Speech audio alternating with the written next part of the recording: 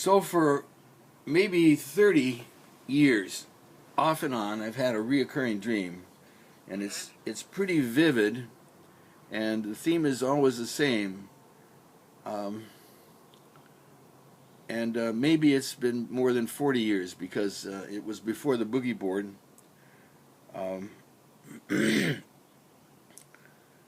but I'm at a surf spot, and it's an artificial surf spot, and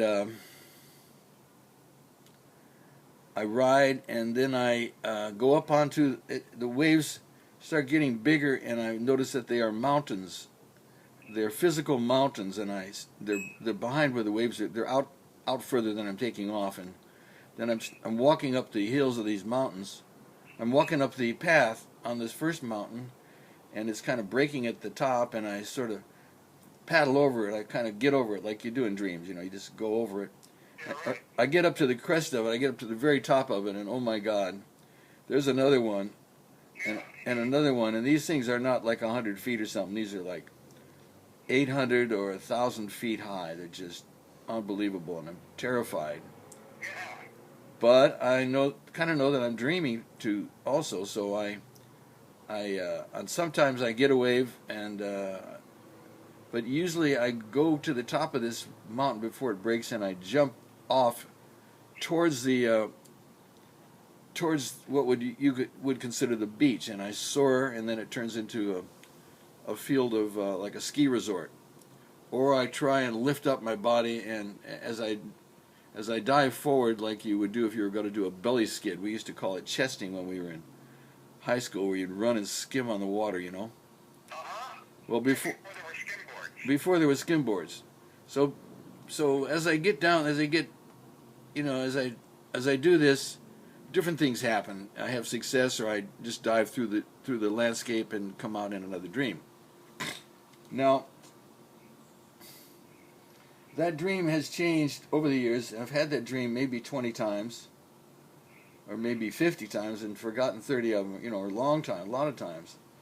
But I'm someplace, and then I'm walking. I'm coming around a corner in the landscape, and I've got this feeling that right around the corner is the surf spot, and I've also got some surfboards buried. I've got some history there. I've got some. I can find a board in there someplace. There's one of my boards. Like where are my boards that I've built? Where's the cars I used to have? Where's the houses I used to live in? All that kind of stuff. All right. So now in the last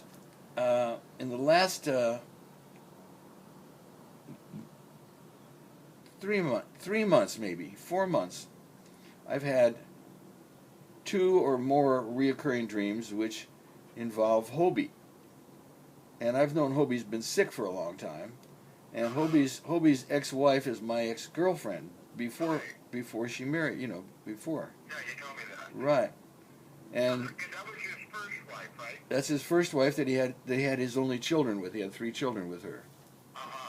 So in my new dreams, the landscape is again very vivid, but it's not the same landscape. It's down by a creek that's got sort of a lagoons in it and shady, and there's brush, and the details of the brush are extremely vivid, and in the water are fish, and I want to fish, and it's a gorgeous thing. But I come down from wherever I am, and I move off to the left a little bit and go along this path and up and over little bumps, and then there's this house, a bitchin' house, and Sharon is in it with Hobie, and that's great, and I'm just happy as heck to see him.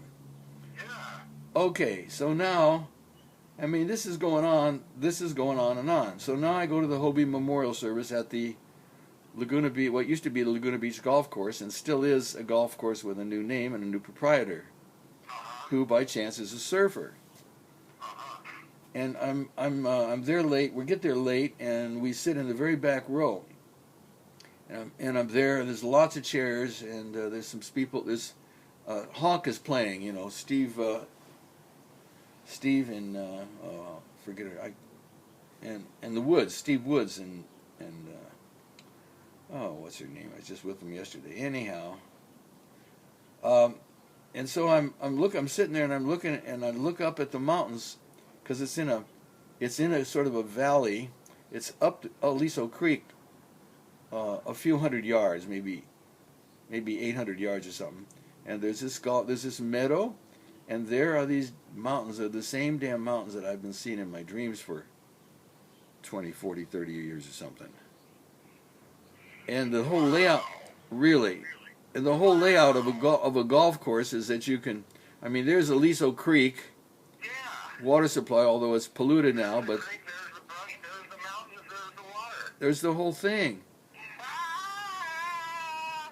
Now, when you hear about these guys that are prophets of God and they do all this bit weird shit, well, I am some kind of a seer, a minor seer of some things, and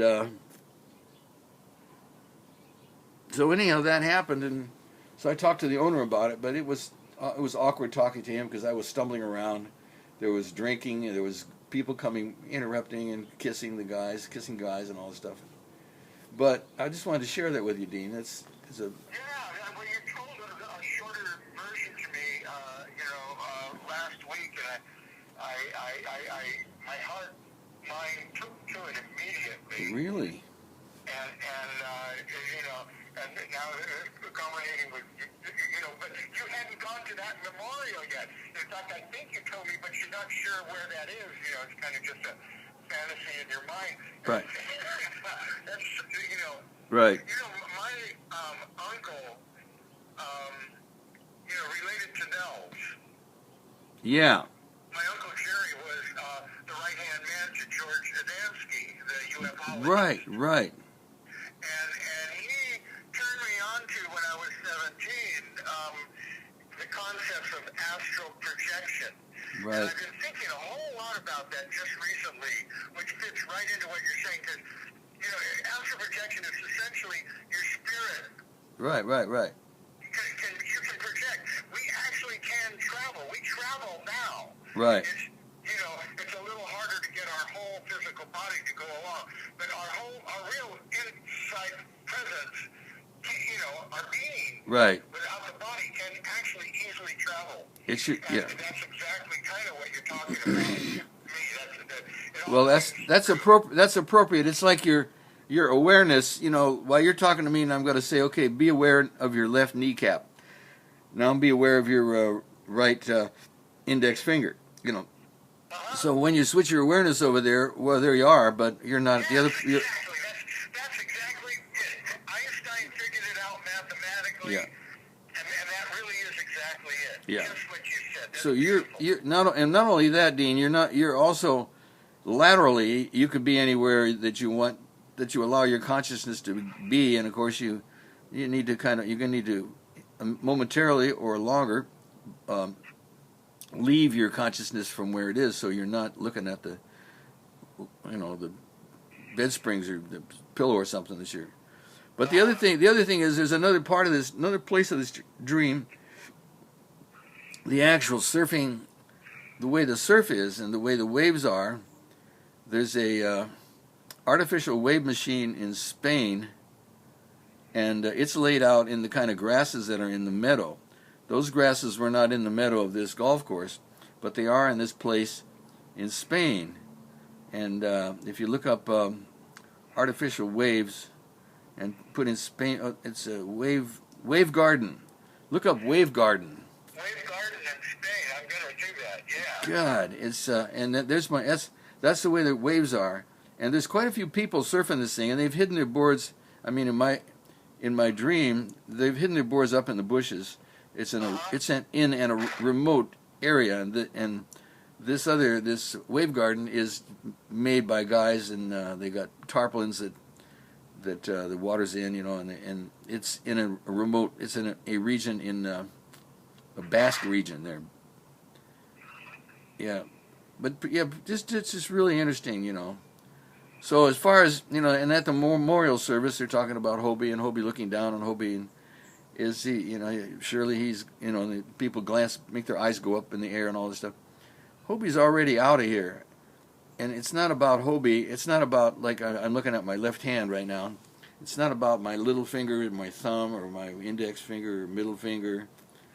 There's my hand and then my arm and then my body is operating, and so that it just is real vivid, that the connections that these guys that are in the tribe of enjoying each other's company or rivaling each other, but in an activity, these who are in the same activity as each other share a great deal more than they think, perhaps, you know.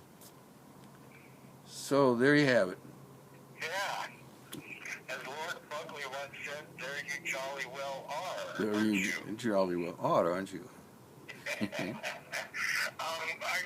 couple, by the way, Yeah. I'm playing a gig. Al Torrey put me on a gig the morning of the 17th Yeah. at Oceana Complex in Oceanside. Right. It's a 45-minute gig. Right. If you wanted to, if you know, there's any way that you want to be down here in the morning and come Right. sit in, that'd be ultra cool. I'm sure Tom, Yeah. what's his name, Al, Yeah. would, you know, Yeah. Yeah. you'd be in there. Right. Say hello to Al if I don't make it. Now what? So I wanted to let you know that I just booked that the other day and I thought of you. What? It's the 17th, huh? The 17th is the gig. It's actually, we're there by 9 or before, and we play from 9:45 until 10:30. What? You know, $60 for 45 minutes. That Heck, begins to work. You that know? begins to work. What? If I could do 8 hours a day like that. Yeah, if he gets to do once a week like that. Yeah. Hey, Listen. what kind of day is that? What day is that? What day is that, Barbara? The 17th? Oh, it's the day before that. What we think you thought it was going to be. Day before Right. Monday. It's the day before the 16th. You guys are ready to go back to bed. Or?